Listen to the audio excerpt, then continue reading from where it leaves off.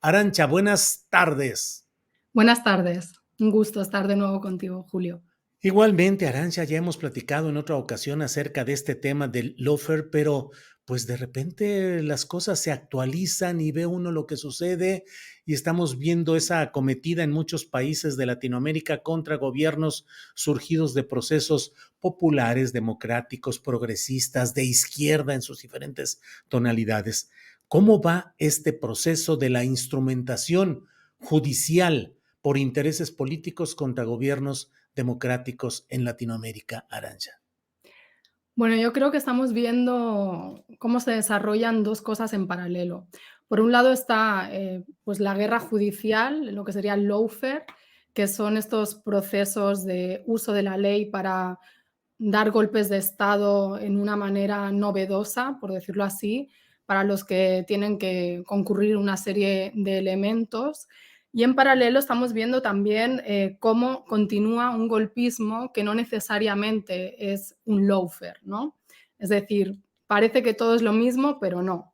Y creo que esto es importante apuntarlo porque si no es muy fácil utilizar las etiquetas y caer en, bueno, pues ahora todo es lo mismo. Lo que está pasando en Ujú. Perú es lo mismo que lo que está pasando en Argentina o lo que pudiera pasar en México o lo que está sucediendo también en Ecuador, etcétera. Y creo que hay que matizar, o al menos en el caso de los académicos o los que nos dedicamos un poco a investigar estos temas, pues es bueno como que pongamos los puntos sobre las IES. No obstante, dicho esto, creo que todo forma parte de un mismo proceso, que sí, ahí hay elementos compartidos, bien sea en la forma del lawfare, bien sea en la forma de un golpe blando, bien sea en la forma de un golpe parlamentario, constitucional o de otro tipo, que es la persistente negativa de las derechas, es decir, de las clases dominantes y sus representantes políticos, de aceptar los resultados electorales cuando llegan a la presidencia de los gobiernos fuerzas políticas que representan los intereses de las mayorías, los intereses populares que se pueden identificar con la izquierda o con un progresismo o a veces ni siquiera con eso, como es el caso de Perú, que bueno, es una amalgama ahí de corrientes diferentes, pero que cuesta más ubicarlo netamente en un gobierno de izquierdas, ¿no? Digamos, incluso gobiernos que defienden la soberanía de los países frente a intereses foráneos, a intereses de entrega de recursos o intereses oligárquicos, pues son acosados desde el minuto cero, pudiéramos decir, por diferentes vías de acoso y derribo. Ujú. Ahora, en esta diferenciación entre lo que es el lawfare así exacto y lo que son estas variantes, ¿qué es lo que ves?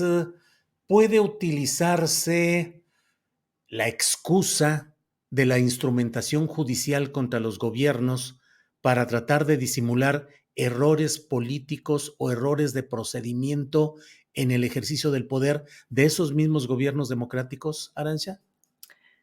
A ver, es una gran pregunta y de hecho quienes cuestionan el uso de la etiqueta lawfare por parte de quienes sí efectivamente están padeciendo el lawfare apuntan a eso, apuntan a que el lawfare sirve para enmascarar casos reales de corrupción o sirve para enmascarar ineficiencias políticas. Por eso yo quiero ser muy clara. A mí me parece que si bien en Perú, sí, podemos entrar en materia, ¿no? Ujú.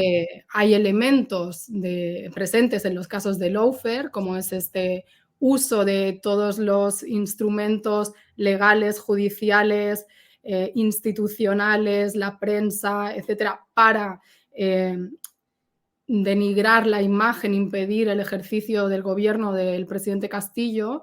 También hay elementos idiosincráticos de la realidad política peruana y también elementos que hablan de un ejercicio del gobierno por parte de Pedro Castillo que han llevado a este punto. O sea, no todo se explica solo por eso. Es decir, hay una concurrencia de factores bueno, que alguien dirá, bueno, también en el lawfare se pueden encontrar esas cosas. Yo creo que es diferente, ¿no? La historia peruana es una historia de una ingobernabilidad permanente en los últimos años, con un cambio de presidencias donde ha habido un activismo muy grande del Congreso de uno de los poderes del Estado que acosa, digamos, o no reconoce a otro de los poderes del Estado. Es importante destacar que América Latina pues, tiene regímenes presidencialistas y que a veces esa cohabitación entre el Ejecutivo, o sea, el presidente, y un Congreso de una mayoría ideológica adversa, pues se torna difícil. Y en el caso de Perú, estas diferencias bueno, han servido para claramente obstruir el ejercicio de los gobiernos y aparte también por una serie de gobiernos o presidencias que han estado caracterizados por estar inmersos en casos de corrupción, que también es un elemento presente en el lawfare, pero a veces sí hay corrupción. O sea, quiero decir, no siempre porque te acusen de corrupción y el lawfare se vincule con la corrupción, no quiere decir que entonces ya no eres corrupto. Entonces, bueno, a eso hay que sumar pues un ejercicio del gobierno bastante errático por parte de Castillo, como apuntan muchas personas, Sí. también peruanos de izquierdas, o sea, no hablo de personas interesadas en acabar con este proyecto político, ¿no? Incluso peruanos de izquierdas que pues, apuntan que Castillo al final, si tenía un proyecto político al inicio, pues no lo cumple. Y todo eso, más, yo creo, una torpeza final, no sé si mal asesorado por alguien, pero que Castillo acaba provocando esta disolución de las Cortes, que es un debate si está dentro de las posibilidades en su mandato constitucional o no. En todo caso, bueno, este movimiento pues, es respondido por un Congreso que rápidamente pues, lo saca porque no tiene respaldos pues, ni militares, ni políticos, ni sociales, y esto explica Claro. seguramente el fin de este gobierno. Arantxa, tu mirada de análisis se extiende por Latinoamérica, has vivido 11 años en México. Te pregunto específicamente en lo que estamos viviendo en México. El propio presidente de la República mantiene una denuncia permanente de esos poderes, el poder judicial, el poder electoral, los medios de comunicación convencionales, señalando cómo articulan ataques en su contra que se expresan en ocasiones con cascadas de amparos o solicitudes de amparos ante el Poder Judicial Federal respecto a obras estratégicas de él para tratar de impedir o de obstruir esos proyectos estratégicos. Estamos también metidos actualmente en una discusión sobre reformas electorales.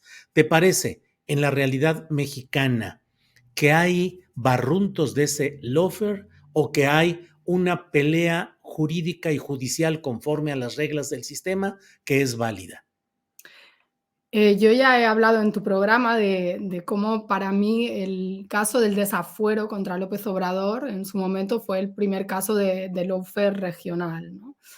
Luego está estos intentos de desprestigiar la imagen del presidente y llevarlo a los tribunales con el caso que también comentamos de las denuncias de los padres de los niños con cáncer y demás. Luego está también estos pulsos que existen con el Instituto Nacional Electoral, con el Poder Judicial.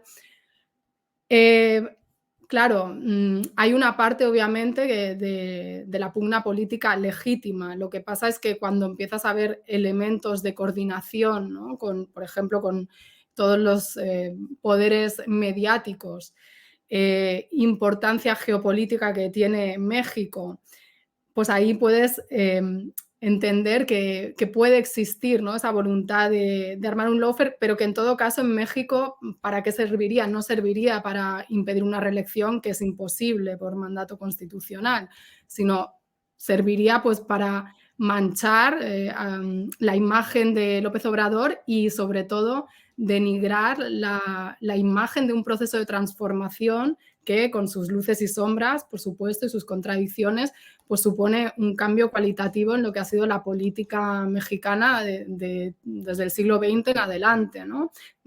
Si tomamos en consideración un punto de inflexión como la Revolución Mexicana, de la Revolución Mexicana en adelante, digamos que la 4T es otro punto de inflexión muy, muy importante. Entonces, esto también es uno de los propósitos del lawfare, más allá de impedir reelecciones y más allá de sacar de la circulación política, sino acabar con las esperanzas de pueblos que depositan en mandatarios la posibilidad de transformar sus vidas a través de un ejercicio del poder diferente a lo que se esperaría desde los poderes hegemónicos que hiciera un mandatario latinoamericano promedio, que siempre históricamente ha sido pues, tener que defender los intereses de Estados Unidos y de las oligarquías nacionales. Entonces, bueno, yo creo que hay elementos preocupantes que sí apuntan a ese lawfare sin duda, y eso no quita que obviamente en el marco de una democracia, si se puede decir que hoy en día México es una democracia más que hace unos años, seguramente tiene más elementos democráticos, ¿no? que antes, pues que son normales de lo que es una democracia donde hay disputas políticas, criterios distintos, etcétera. Todo va cambiando, va caminando y dicen en derecho que el que hace el candado también hace la llave. En ese sentido, ¿ves nuevas formas de lawfare? O sea, esta instrumentación de lo judicial para afectar políticamente a gobiernos. ¿Ves modalidades? ¿Ves algo que esté avanzando? ¿Ves una mayor receptividad de los órganos judiciales a las demandas contra los gobiernos democráticos? ¿Cómo vas viendo esa evolución? Yo lo que veo es, aparte de esa mutación que significa la adaptación de elementos presentes en el lawfare para casos concretos, lo que veo también es una combinación de elementos. Es decir, si buscamos un caso puro de lawfare o que responda a los requisitos que desde la academia podemos establecer en un momento determinado para que el lawfare exista, los mismos hechos van transformando, ¿no? Y podemos ver como, por ejemplo, pues yo qué sé, el golpe de Estado contra Evo Morales en Bolivia, pues no es un golpe tradicional 100%, tiene elementos de lawfare, tiene elementos de participación del ejército, tiene elementos de participación de la OEA, es decir, lo que vemos es una adaptación del golpismo en sus múltiples variantes que, insisto, y quiero que quede muy clara esta idea, que no deja de ser diferentes tácticas para una misma estrategia, que es una estrategia de cambio de régimen, que puede ser auspiciada desde élites, clases dirigentes que están fuera del país, o puede ser auspiciada por una lógica nacional, pero siempre, obviamente, con conexiones, ¿no? Y de ahí también un elemento para mí fundamental para entender el lawfare, que es esa vertiente geopolítica, sin la cual pues algunas persecuciones judiciales se quedan en meras persecuciones judiciales, valga la redundancia, porque no trastocan la correlación de fuerzas regional. Por eso es difícil afirmar que se le aplica lawfare a un mandatario, a un líder de la derecha, porque ese tipo de liderazgo defiende los intereses de unas élites que están aliados con otras élites internacionales, ¿no? Estadounidenses. Entonces, de ahí la importancia de ver todos esos elementos y obviamente también más allá de las etiquetas, yo creo que es preciso analizar caso por caso y ver, bueno, qué elementos son paralelos y se pueden encontrar en varios lugares, qué elementos son distintivos y cuando coinciden varios elementos de paralelismo podemos establecer pautas, pero a veces dentro de esas pautas puede haber variables. Te agradezco mucho la oportunidad de platicar, Arancha.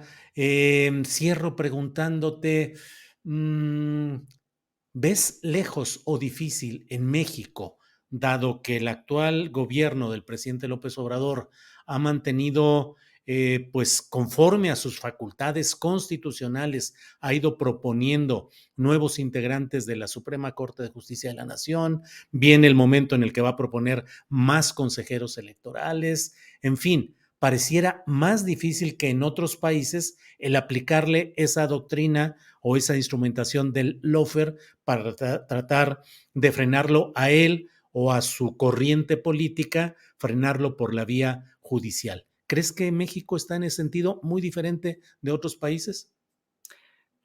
Bueno, yo creo que tú hacías unas reflexiones el otro día sobre los paralelismos o no paralelismos entre el caso peruano y el caso mexicano, apuntando algunos elementos.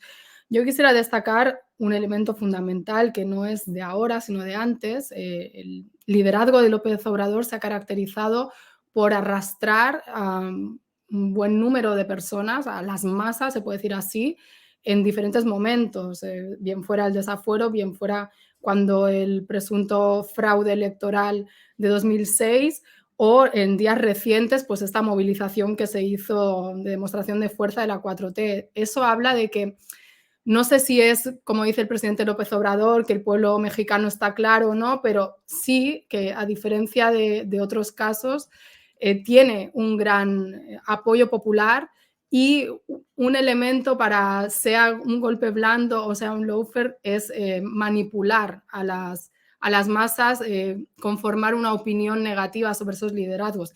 No digo que esto no se pueda lograr con el papel de los medios de comunicación, con esa campaña sistemática, pero bueno, como tú bien apuntabas, también el presidente con las mañaneras pues tiene la posibilidad de dirigirse directamente, contrarrestar un poco esa erosión de las fake news o de dar su opinión, dar su versión de las cosas.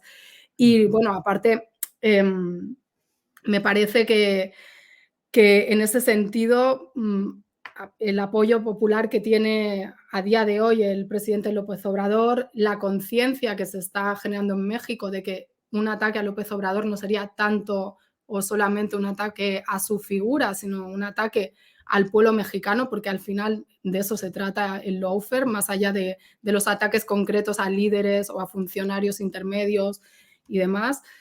Yo creo que reaccionaría una buena parte de la sociedad mexicana que ya está alerta, porque también el presidente ha hecho mucha pedagogía en ese sentido en estos años. Ujú. Bien, pues Arancha, agradezco mucho esta posibilidad de platicar y bueno, pues iremos viendo cómo avanzan estos temas en Latinoamérica, en México y seguiremos en contacto. Gracias, También por Arancha acá, Tirado. también tenemos nuestras Sí, cositas por aquí sí, sí, de vaya, vaya, que también está movido allá en sí, España. Arancha, como siempre, muchas gracias. a ustedes. Hasta luego. Ah, hasta luego, gracias.